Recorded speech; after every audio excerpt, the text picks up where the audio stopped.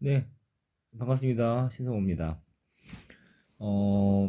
이야기했던 것처럼 우리가 수업 시간에 나가지 못했던 범위에 대해서 이렇게 한번 영상으로 올려주니까 프린트를 보시다가 헷갈리는 내용이 나오면은 이 영상이 도움이 되기를 바라겠습니다.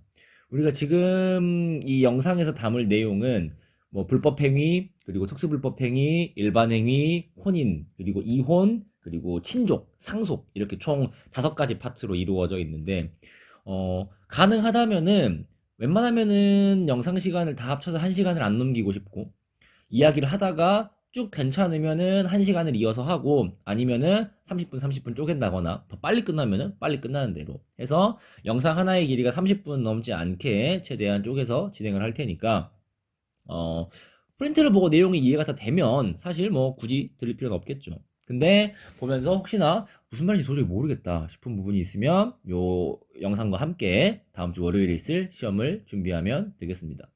영상을 30분 안으로 끊어야 되니까 쓸데없는 말 그만하고 진행해 보겠습니다. 자, 우리가 맨 처음에 시작할 파트는 불법행위와 손해배상에 대해서 이야기를 할 겁니다. 그러면 쉽게 생각해봐.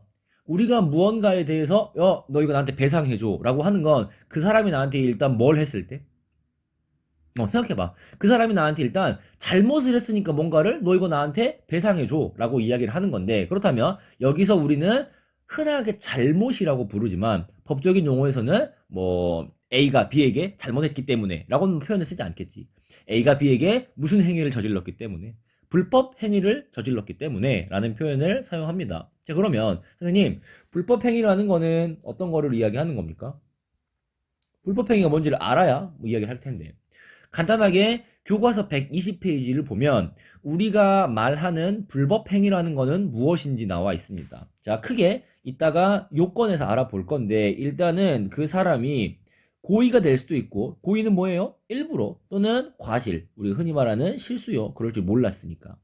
고의 또는 과실로 이런 것들의 행동이 위법하는 것들이 있습니다. 적법한 것들은 이게 불법행위가 아닐 수도 있어요. 근데 고의 또는 과실을 통해서 위법한 행동으로 그 사람에게 손해를 끼쳤을 때. 자, 크게 키워드는 3개입니다. 다시 한번. 불법행위를 뭐라고 합니까? 불법한 행위를 불법행위라 합니다. 이렇게 말하지 마시고. 어떤 사람이 고의 또는 과실, 일부러 내지 실수로 위법한 행동, 법에 위반되는 행동을 해서 뭐를 끼쳤을 때? 뭐를 끼쳤을 때? 손해를 끼쳤을 때. 이렇게 크게 3가지 키워드가 불법행위를 이야기할 수 있는 큰 키워드라고 볼 수 있겠습니다. 자, 그러면 불법행위의 의미가 뭔지 방금 확인을 했다면 자 그럼 봐보자. 불법행위의 요건이 필요합니다. 무슨 소리야? 불법행위를 이루는 데 있어서 조건들이 필요하다는 거지. 예를 들어서 뭐 우리가 삼위일체 같은 거 하면은 뭐 광의의 검, 열정의 검, 뭐 무한의 대검 이런 식으로 하나를 만들기 위해서 하위템들이 필요하다고. 그것처럼 불법행위를 만들기 위해서는 여기 나와 있는 것처럼 하나, 둘, 셋, 넷, 다섯, 6개 많게는 6개에서 적게는 5개인데 선생님은 6개로 쪼개가지고 불법행위의 6가지 하위템 이 정도라고 설명을 해주고 싶습니다. 해서 쭉 보시면 첫 번째 가해 행위가 나옵니다. 너무 당연한 소리죠. 피해자가 있으니까 뭔 해자가 있겠어. 가해자가 있겠지. 따라서 첫 번째는 가해 행위를 해야 되고 두 번째 그 행위가 아까 말했던 것처럼 무엇에 위반되어야 된다. 법에 위반되어야 된다. 위법성을 가지고 있어야 한다라는 이야기를 하고 싶고요. 여기 빨간색 동그라미 쳐진 거 보이시면 굉장히 중요하다라는 걸 알 수 있겠죠. 결론. 위법성이라는 건 법에 위반한다라는 건데 여기 있는 설명 보시면 법 질서를 어지럽히는 행위. 법에라는 질서가 있는데 이런 것들을 흐트러뜨리는 행위를 위법성이라고 부르고 선생님 그러면 법 질서를 어지러뜨리는 게 뭔데요? 바로 아래 나와 있죠. 사람의 또는 타인의 생명이나 신체나 재산, 심지어는 명예에 대해서 침해를 했을 때, 사람을 죽인다거나 또는 그 사람을 신체를 다치게 한다거나 또는 돈을 빼앗는다거나 그 사람의 명예를 훼손한다거나 이랬을 때 우리는 이런 행동들은 위법하다라고 이야기를 하는 겁니다. 세 번째, 아까 포인트였어. 그 사람이 일부러 또는 실수로, 고의 또는 과실로 위법한 행동을 했을 때입니다. 자, 고의랑 과실은 같은 거야? 다른 거야? 다르지. 다르지만 그러면 우리는 일부러 알고 한 거랑 실수로 한 것 중에 뭐가 더 큰 잘못입니까? 그치? 실수로 한 것보단 일부러 한 게 더 나쁜 짓인 건 맞는데 그거는 우리가 지금 하고 있는 민법이 아니라 무슨 법에서? 형법에서. 결론. 여기 적혀 있는 것처럼 우리가 지금부터 공부할 민법은요. 고이든 과실이든 똑같이 뭐가 발생한 건 마찬가지야. 손해, 피해가 발생한 건 마찬가지야. 그러니까 고이든 과실이든 손해배상을 해야 되는 거는 어떻다? 똑같다라는 이야기를 하고 있는 겁니다. 그거까지 알아두시고 네 번째 보시면 당연히 가해가 있으니까 손해가 발생해야 되고 다섯 번째 가해와 손해가 발생했다면 그 가해 행위가 확실하게 그 손해를 만들었는지 분명한 명백한 인과관계가 있어야 된다. 마지막 책임 능력 여기다 별표 치면 좋겠는데요. 책임 능력이 있고요. 책임 능력은 보통 두 가지로 나뉩니다. 이 사람이 그 행동에 대해서 내지 그 결정에 대해서 책임을 질 수 있는 능력이 있는가 이런 것들은 보통 두 가지로 나눠요. 하나는 나이, 연령이고 하나는 그 사람이 온전한 정신 상태인가를 물어보는데 정신 상태를 보시면 심신상실자라고 합니다.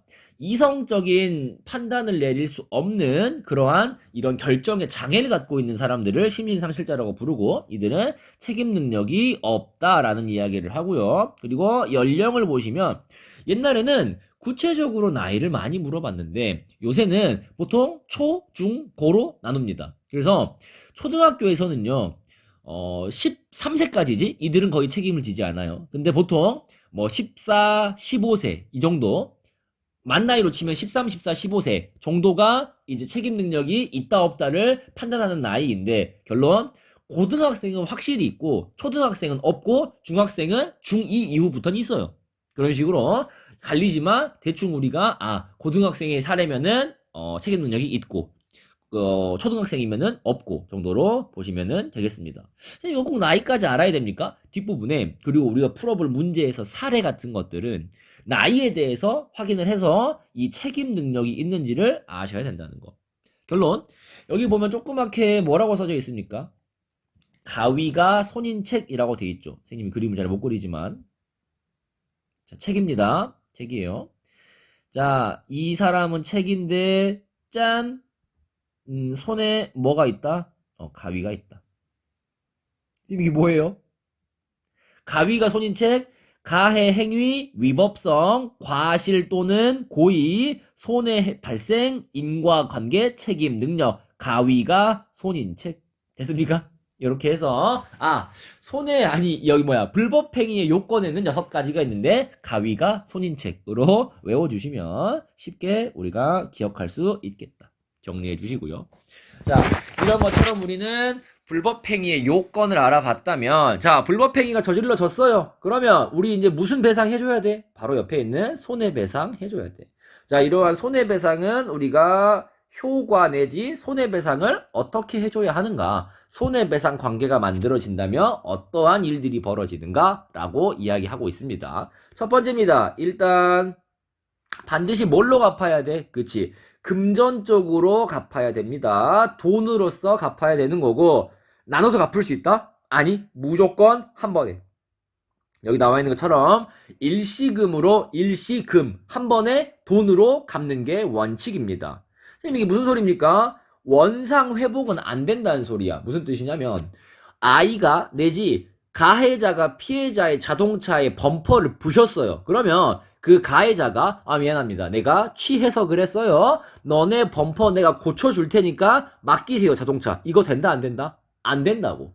손해배상이라는 건 자동차가 부셔졌으니 이거를 수리해서 줄게요가 아니라 네가 내 자동차를 부셨으니 내가 고칠 테니까 돈 내놔가 손해배상인 거지. 그래서 이거는 물건이 부셔진 걸 그대로 돌려주는 게 아니라 그 부셔진 거에 대한 돈을 받는 거다라고 알아주시길 바라고. 자, 두 번째. 근데 우리가 무조건 웬만하면 다 돈으로 받지만 여기 나와 있는 명예훼손에 관해서는 조금 특별한 게 있습니다. 생각해봐. 누군가 너네가 완전 뭐라고 해야 될까? 이걸 듣고 있는 지금 너네가 완전 막장 인생이다. 얘네 무슨 범죄의 경력이 있다 이런 소문을 낸 거야. 넌 그런 적이 없는데. 그러면 너가 그거에 대해서 너가 나한테 범죄자라고 소문냈으니까 돈으로 배상해줘 라기 이전에 일단 무슨 누명부터 벗어야 돼. 그래, 내가 범죄자라는 누명부터 벗어야 돼요. 결론, 명예훼손이라는 거는 돈으로 보상받는 것도 중요하지만 나의 무엇을 회복시키는 것도 중요하다. 그치? 나의 명예를 회복시키는 것도 그게 더 중요한 일이다 라는 거를 알아두셔야 된다. 그러면 무조건 명예훼손은 명예회복을 시키기만 하면 되느냐? 아니야. 누가 원할 때만, 그치? 피해자가 원할 때만, 나 이거 사실 아니야, 빨리 명예회복해줘 라는 것들로 할 수 있겠다. 됐죠? 자, 세 번째입니다. 손해배상은 물질적으로 발생한 손해는 당연하고요. 우리는 흔히 말하는 나 당신 때문에 너무 힘들었어, 뭐도 줘? 위자료도 줘 라는 말을 합니다. 결론, 손해배상은 단순히 피해본 물건에 대해서만 배상을 하는 게 아니라 이 피해를 본 물건에 대한 금액 플러스 내가 그로 인해 본 정신적 피해에 대한 돈도 요구할 수 있다. 우리 이런 거를 위자료라고 불렀었다. 정신적 피해에 대한 보상금을, 이런 것들 물질과 정신적 손해를 전부 청구할 수 있다는 거 알아두시고, 자, 네 번째는 후발 손해입니다. 뭐냐면 우리 교통사고 나고 나서 나중에 몰려오는 걸 교통사고 뭐라 부른다? 교통사고 후유증이라 불러요. 그래서 처음에는 안 아픈 줄 알았어. 근데 자고 일어나니까 어머나 눈이 안 떠지네? 이런 식으로 후발 손해, 사고가 난 이후에 갑자기 발생한 손해에 대해서 그 이후에라도 이 후발 손해에 뭘 할 수 있다? 손해배상을 청구할 수 있다고. 그래서 혹시나 여러분들 나중에 교통사고 났을 때 괜찮다고 하고 지나갔지만 연락 오면 그래도 뭐 해줘야 돼? 손해배상 청구해줘야 돼. 그러니까 증거를 확실히 남겨야지. 됐나요? 다섯 번째입니다. 과실상계입니다. 자, 이 상계라는 것들은 상충해서 계산한다는 뜻입니다. 무슨 소리입니까? 예를 들어 내가 당신 때문에 너무 힘들었어, 우리 이혼해 라고 이야기를 했단 말이야. 오케이, 그러면 내가 당신한테 얼마 줄게. 대신 당신 사실 내가 말은 안 했지만 너 바람 피고 있던 거 알았어. 아, 뭐야, 알고 있었어? 그러면은 당신 내가 이만큼만 줄 테니까 위자료는 받지 마. 우리 서로 잘못한 거 있잖아. 이걸 서로 흔히 쓰는 표현으로 퉁치자라는 말을 하는 거죠. 따라서 서로가 이런 가해 피해 행위 상태에서 잘못이 양쪽에 다 있으면 어느 정도 그 잘못을 서로 뭐 한다? 계산해서 없앤다. 이런 것들을 우리는 과실상계라고 부른다는 거 알아두시고요. 자, 맨 마지막에 나와 있는 것들은 손해배상을 청구할 수 있는 권리는 평생 갈까 기간이 있을까? 기간이 있어요. 시간이 지나면은 이런 것들은 사라집니다. 보통은 1년 정도로 이야기하는 것 같은데 뭐 기간까지 외울 필요는 없지만 결론, 손해배상 청구는 평생 할 수 있는 게 아니라 언젠가는 뭐한다? 사라진다 라는 것들을 알아두시기 바라겠습니다. 됐나요? 좋습니다. 자, 해서 지금부터 이제 할 내용들이 우리가 중요한 내용들인데요. 선생님 느낌상에는 이 특수불법 행위까지만 하면은 아마 이 영상이 마무리가 될 것 같습니다. 자, 우리가 지금부터 볼 특수불법 행위라는 것들은, 자, 특수불법 행위가 있다는 건 특수하지 않은 뭐가 있어? 노멀, 일반 불법 행위가 있다라는 건데 우리는 맨 처음에 배웠었어. 일반 불법 행위라고 하지만 사실 원래 다 불법 행위인데 그 중에 특별한 것만 특수불법 행위라고 부른다는 거 알아두셨으면 좋겠다. 따라서 일반 불법 행위는 아까 가위가 손인책에 해당하면 다 일반 불법 행위지만 그 중에서도 특별한 뭔가 관계가 발생하는 특수불법 행위가 존재하는데 이렇게 총 5가지, 많게는 6가지, 적게는 5가지 정도를 소개해드리고자 합니다. 해서 요거를 잘 정리해서 알아봐 주시기를 바란다. 있나요? 좋습니다. 자, 맨 첫 번째 나오는 건 책임 무능력자에 대한 감독자 책임입니다. 자, 책임 무능력자라는 것들은 아까 했었어. 뭐였어? 책임 능력이 없는 사람들 대충 누구? 심신상실자이거나 초딩이거나 이렇게 2가지가 있었는데, 따라서 초딩이나 심신상실자를 관리하는 사람이 있을 거 아니야. 우린 대부분 부모님들이지. 이러한 부모님들이 그 사람들을 관리할 의무가 있는데 그런 것들을 잘 하지 않았을 때 발생하는 불법행위가 있습니다. 자, 이런 것들은 그림을 그리면서 여러분들을 공부하는 게 제일 도움이 되는데요. 그림 그대로 봐봐. 7살짜리 갑이 을의 자동차를 부셨어요. 어떻게요? 을 자동차 위에서 디스코 팡팡을 탄 거야. 그래가지고 을이 보고 충격받은 거야. 야, 야 임마, 너 뭐야? 라고 한 거지. 너 몇 살이야? 7살인데요? 이지랄. 그거 보고 충격받아가지고 을은 법을 아는 사람이야. 왜? 이제 갑은 책임 능력이 없는 걸 알아요. 이게 뭐니까요? 아주 초등학생도 아니니까요. 그래서 을은 갑한테 뭐라 그래요? 야, 너 이거 어쩔 거야? 돈 내놔가 아니라 누구 모셔와? 엄마 모셔와. 라고 이야기를 한다는 거지. 따라서 이 감독자 병이 오게 됩니다. 자, 그러면 중간 점검. 갑은 을의 자동차를 부순 건 맞아? 오케이. 근데 갑은 무슨 능력이 없어? 책임 능력이 없어. 따라서 우린 이걸 애시당초 무슨 행위라 부를 수 없다? 불법 행위라고 부를 수 없다라는 거야.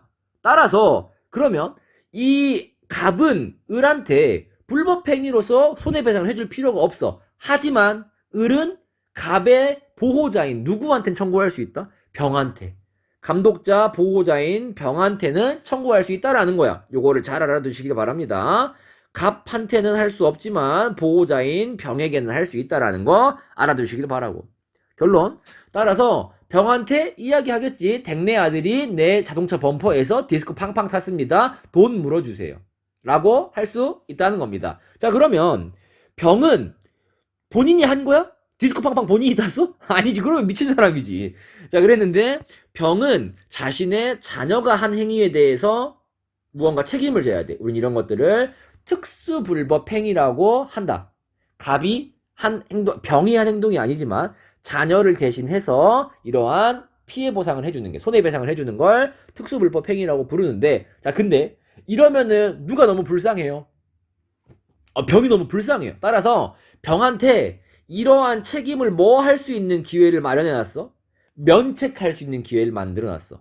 뭐냐면 병, 즉 갑의 엄마 또는 아빠가 갑이 밖에서 뛰어놀지 못하게, 내지 다른 사람한텐 절대 물건을 손대지 마, 내지 자동차에서 뛰면 안 되라고 많이 교육을 했다라는 거야.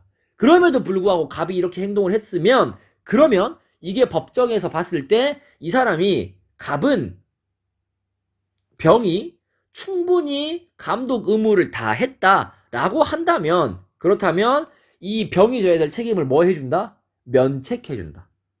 됐나요? 대신 이거를 누가 입증해야 돼? 나 이거 진짜 열심히 교육했어요. 정말 조심시켰다니까요. 를 누가 입증해야 돼? 그치. 병이 입증해야 돼. 따라서 이런 것들은 과실 책임. 잘못을 한 사람이 책임을 진다. 내지 내가 잘못을 하지 않았음을 내 스스로 밝혀야 한다. 과실 책임. 책임이 있는지 없는지를 그 사람이 밝힌다고 해서 과실 책임이라고 부른다는 거 알아두시고요. 따라서 책임 무능력자, 초등학생들, 초등학생 그 미만의, 초등학생 이하의 친구들은 이런 식으로 부모가 책임을 져야 하지만 지지 않을 수도 있는 제도가 있구나. 알아두시면 되겠습니다. 자, 두 번째 보시면 항상 이런 그림을 그리시고 문제를 푸시기 바라는데요. 여기 보면 갑이 을의 화분을 깼습니다. 근데 갑한테 몇 살이냐고 물어보니까 17살이래요. 자, 17살이면 무슨 학생? 고등학생. 얘는 무슨 능력이 있어요? 책임 능력이 있습니다. 그래서 이러한 책임 능력이 있기 때문에 이 갑한테 을이 요구해요. 너 이거 화분 얼마짜리인 줄 알아? 돈 내놔. 그러면 갑이 뭐라 그래? 제가 학생이라 돈이 없는데요. 경제적으로 갚을 능력이 없어. 그러면 을이 할 수 있는 말은 뭐밖에 없어? 부모님 모셔와. 밖에 없어요. 따라서 결론. 부모님을 부르는 건 똑같아. 근데 지금 이 상황은 차이점이 한 가지 있어. 이 손해배상을 누구한테 직접 할 수 있어? 갑, 이 미성년자에게 직접 할 수 있다라는 거. 근데 누구한테도 할 수 있다라는 거? 이 부모인 감독자에게도 할 수 있다라는 거. 둘 다한테 할 수 있다라는 거 알아두시고. 그리고 이런 것들을 그럼 이것도 특수불법 행위인가요? 아니, 이거는 무조건 다 가위가 손인책. 그냥 일반 불법 행위에 해당됩니다. 왜요? 이것도 미성년자이잖아요. 근데 이건 책임 능력이 없는 미성년자에 대한 책임이기 때문에 우리 민법 755조에선 책임 능력이 없는 사람의 감독자에게만 이 법을 만들어놨지, 책임 능력이 있는 미성년자에 대한 법조항을 만들지 않아서 따로 이렇게 일반 불법 행위로 처리를 한다라는 거. 따라서 얘네들은 특수 불법 행위가 아니라 일반 불법 행위라는 거 알아주시면 좋겠습니다. 됐나요? 해서 우리가 지금까지 한 건 일반 불법 행위가 무엇인지, 그리고 일반 불법행위가 발생했을 때 손해배상을 어떻게 해줄 건지, 그리고 특수 불법행위에는 대표적으로 무엇이 있는지 알아봤는데요. 여러분들이 시험 보기 직전에 손해배상 방법이죠. 요거 한번 정리해 보시고 시험 보시면은 좋을 것 같습니다. 자, 선생님이 이 특수불법행위는 6가지 정도 있을 거라고 했는데 벌써 2가지 했습니다. 바로 이어서 나머지까지 마무리해 보겠습니다. 자, 특수불법행위에는 방금 봤던 책임 무능력자의 감독자 책임, 책임 능력이 있는 미성년자의 감독자 책임 2가지가 있었습니다. 자, 그러면 두 번째로 보시면, 자, 우리는 이런 일들이 참 많이 발생합니다. 여러분들 살다 보면 우리 근로계약서 쓴 것처럼 내가 뭐 할 때가 있어. 뭐 일을 하거나 아르바이트를 할 때가 있어. 그러면 일하는 사람은 보통 무슨 자라 부른다? 근로자라 부르기도 하지만 피용자라고 부르고. 자, 그럼 그 반대로 사장님 돈 주세요 사장님. 사장님 뭐라 부른다? 그치, 우린 사장님을 보통 사용자라 부릅니다. 이거 꼭 알아두시고, 우리는 흔히 부르는 사장님을, 계약에서의 이러한 사장님을 사용자라고 부르는데, 이러한 사용자들이 돈을 갚아줘야 되는 상황이 올 수도 있다라는 겁니다. 예시를 들어볼게. 항상 그림을 그려보시기 바랍니다. 자, 27살 신정법 씨가 있어요. 신정법 씨는 아르바이트를 합니다. 어디서요? 버거킹에서. 자, 버거킹에서 아르바이트를 하는데, 아르바이트를 하면서 이 햄버거를 배달하다가 을이랑 길거리에서 부딪혔어요. 자, 그러면 을이 다짜고짜 갑한테 당신 눈을 어떻게 뜨고 다니는 거야? 라고 하는 거지. 그러면 갑이 Oh, I'm sorry man 하겠지? 그러면 을은 갑한테 난 모르겠고 돈 내놔. 나 다쳤으니까 돈 내놔 라고 하는 거야. 그러면 갑은 여기서 보면 27살이래. 책임 능력 있어 없어? 책임 능력 있어요. 따라서 갑은 을에게 직접적으로 돈을 갚아야 될 수도 있다라는 거야. 근데 동시에 얘는 사고를 낸 갑이 아니라 갑의 사장님인 정한테도 이야기할 수 있어. 뭐라고? 당신네 직원이 배달하다가 나를 쳤어요. 당신이 빨리 돈 갚던가 알바가 돈 갚던가 둘 중에 한 명이 돈 갚으세요. 결론이 뭐예요? 둘 다에게 모두 청구할 수 있다라는 겁니다. 그거를 꼭 기억해 두시고, 따라서 만약에 갑이 돈을 갚지 못했다 쳐. 그러면 누가 갚아야 돼? 사장님인 병이 갚아야 됩니다. 그러면 이 병은 본인이 알바를 그냥 배달을 맡긴 것 뿐인데 사고가 났어. 따라서 이 병은 을한테 본인이 이 행동을 하지 않았으면 책임을 져야 하는 사용자 배상 책임이라는 걸 집니다. 우린 이런 것들을 을이 사고를 낸 갑에게 직접 손해배상 청구를 하면 무슨 불법행위? 일반 불법행위이지만, 사고를 내지 않았지만 사장님, 이 종업원의 사장님한테 물으면 우린 이런 것들을 특수 불법 행위라고 부른다라고 아시면 되겠습니다. 그러면 선생님, 을은 갑이랑 병에게 모두 받을 수 있나요? 아니야. 둘 중 한 명한테만 받으면 그대로 손배는 끝납니다. 됐나요? 자, 그러면 지금 상황에서 누가 제일 억울할 것 같아? 그치, 사장님이 제일 억울해요. 따라서 이러한 사장님한테도 뭐를 줍니까? 이러한 사장님한테도 면책할 수 있는 기회를 줍니다. 아까랑 똑같아. 뭐를 다 하면, 내가 이 사고가 발생하는 데 있어서 이러한 관리 의무를 최선을 다했다면 그러면 면책을 시켜줄 수도 있다라는 게 있고요. 자, 만약에 100번 양보해서 면책이 안 됐어. 그래서 병이 을한테 치료비를 다 물어줬어. 그러면 병은 이 근로자 갑한테 그 돈 내놓으라고 할 수 있어 없어? 할 수 있어요. 따라서 우리는, 자, 돈을 대신 내준 병이 갑에게 너가 치료비 나한테 천천히 갚아 라고 요구할 수 있는 권리를 구상권이라고 부른다. 결론, 이러한 구상권이 남아있다는 건 병이 을의 치료비를 갚아준다고 해도 이 갑이 저지른 행동에 대한 책임은 사라진다, 사라지지 않는다? 사라지지 않는다 라는 거 알아두시면 좋겠습니다. 됐나요? 네, 그렇게 해주시고, 자, 이러한 사용자 배상 책임이 발생하는 데에는 크게 3가지 조건이 필요한데, 일단 갑이랑 병이 무슨 관계? 근로관계? 남남인데 무슨 사용자 책임을 집니까? 두 번째, 자, 갑이 낸 사고가 뭐 하다가 발생한? 일하다가 업무상 불법 행위여야 돼요. 아니, 그렇잖아. 갑이 주말에 친구들이랑 모여가지고 막 오토바이 앞바퀴 들고 하다가 사람을 쳤어. 이것도 갚아줘야 돼? 아니라는 거지. 일할 때, 배달하다가, 근무 시간에 배달하다가 발생했을 때, 그럴 때만 업무상 불법 행위로 사용자 배상 책임이 요건이 되는 거고, 맨 마지막으로는 뭐다? 그치. 이 고용자 병이 이 관리 감독을 소홀히 했을 때, 내지 여기는 뭐도 있어? 선임도 소홀히 했을 때. 선임이 뭐야? 뽑는 거. 그 사람을 뽑는 거를 소홀히 잘 알아보지 않고 뽑았을 때 이 사용자 배상 책임을 사장님이 이 사용자가 져야 된다라는 거 알아두시기 바라겠습니다. 그렇게 알아두시고, 자, 네 번째입니다. 네 번째 보시면 공작물의 점유자와 소유자 책임이 있습니다. 자, 점유자는 직접 가지고 있는 사람이고 소유자는 그 물건의 주인입니다. 해서 우린 무슨 이야기를 하고 싶냐면 1번, 2번을 순서로 나눴습니다. 같이 적어주시고, 자, 건물이 있습니다. 건물이 있어요. 여기에 간판 하나가 달려 있습니다. 근데 여기에 마침 지나가던 신정법 씨는 호떡을 사러 이 건물을 가는 길이었어요. 근데 이 건물이 있는 이 간판이 떨어져서 신정법 씨를 덮쳤습니다. 그래서 신정법 씨는 10주의 부상을 입었어요.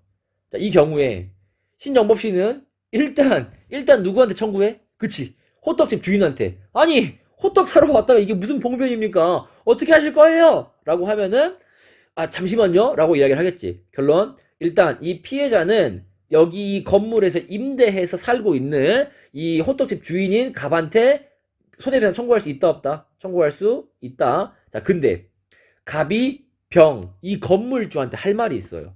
아니, 이 병물주야. 내가 얼마 전부터 이 간판 떨어진다고 말했지. 근데 당신이 들어주지 않아가지고 이렇게 된 거 아닙니까? 라고 이야기를 한다면 이 피해자는 점유자, 호떡집 주인인 사람한테도 치료비 조할 수 있지만 이 건물주인 병한테도 이야기할 수 있어요. 됐나요? 이해됩니까? 결론, 이 병한테 청구를 하려면 어떻게 해야 된다? 갑한테 이야기했을 때 나는 진짜 열심히 최선을 다해가지고 관리를 했는데 이 건물주가 안 들어줬다. 병한테 이야기해라. 나는 진짜 최선을 다했다. 라고 하면, 아, 그래요? 알겠습니다. 갑이 스스로 내가 이거에 대해서 관리 감독을 소홀히 하지 않았음을 증명하면 을은 다음 순서로 병한테 물어봐야 됩니다.